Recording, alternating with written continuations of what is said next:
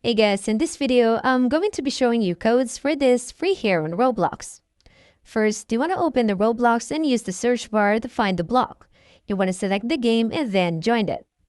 Now, once you are inside, you want to follow the path to the area labeled Portal to Nominated Games. You want to step onto the portal and choose any available game and then click on Play. Now, after you are teleported into the selected game, you want to look for the option to return back to the block and then select it. Now, once you return, you want to check your Roblox inventory. The free item should be added to your account if you have completed the required steps. Now, to get a free hair, you want to search for and join Flex UGC codes. Now, once inside, select Redeem a code and then enter the code in the capital letters. And then click on Redeem.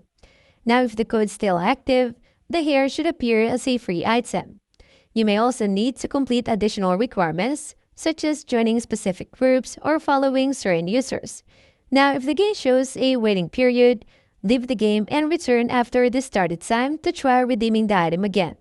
You want to keep in mind that the Roblox code, items, and requirements can expire or change, so a code shown in this video may no longer work.